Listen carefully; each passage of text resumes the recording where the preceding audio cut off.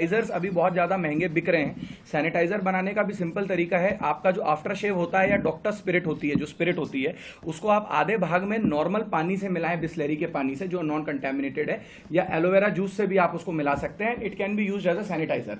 आपको कोई N95 या स्पेशल मास्क की जरूरत नहीं है। आप अपने घर में मास्क बना सकते हैं with normal cloth, 2 ply cloth जिसको हम बोलते हैं। उसको मास्क को आप गर्म पानी में धोइए, सेवलॉन डाल के, मैं एक्स्ट्रा आपको वो बता रहा हूं, धूप में सुखाइए और प्रेस करके पहन लीजिए। तो अगर आपने 3-4 मास्क बना लिए तो उसको आप बार बार रिपीट कर सकते हैं। जैसा कलेक्टर साहब ने बताया, 50 रुपए का, 100 रुपए का जो लोग मास्क बेच रहे हैं, कल मुझे खबर मिली IMA में कि सैनिटाइजर लोग 500-500 रुपए के बेच रहे हैं। ये आपके प्रेस के माध्यम से इसमें इजिली रोका जा सकता है, क्योंकि कोई भी हाथ धोना ही इनफ है। बट अगर किसी को सैनिटाइजर बनाना भी है तो नॉर्मल डॉक्टर स्पिरिट जो आती है, जो हर जगह मिलती है, या आफ्टर शेव तो हर जगह मिलता है साहब, उसको आधे उसमें पानी में मिलाएं कि इसमें उसकी क्वांटिटी बढ़ जाए और उसको यूज करें।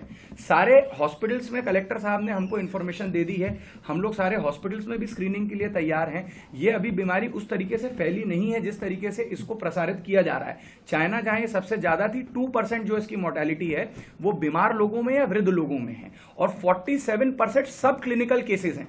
सब क्लिनिकल केस मतलब जिनके अंदर कोरोना वायरस आया, उनकी इम्यूनिटी ने खुद ब खुद कोरोना वायरस से लड़के जीत गई, उनके अंदर कोई सिम्टम्स ही नहीं आए। तो 47% सब क्लिनिकल केस का तो किसी को पता ही नहीं चला।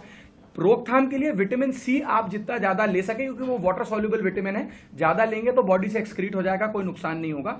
विटामिन सी लें, 8 घंटे की नींद लें, स्ट्रेस फ्री रहें। बाकी नींबू पानी पिए। कलेक्टर साहब बता ही चुके हैं कि आप क्लोज प्रॉक्सिमिटी में ना आए एक दूसरे के।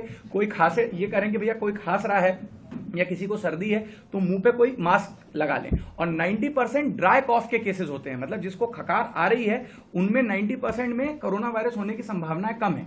90% इज ड्राई कॉफ, मतलब कोई खकार नहीं आती उन केसेस में, ड्रॉपलेट इन्फेक्शन से फैलता है। और जो कचरे इकट्ठे होने वाली जगह हैं उन पे कोरोना वायरस ग्रो करता है। डस्टबिन के आजू बाजू जहां पत्तियां पड़ी हुई हैं, इन जगहों को अपन खुद भी एज सिटीजन साफ कर सकते हैं।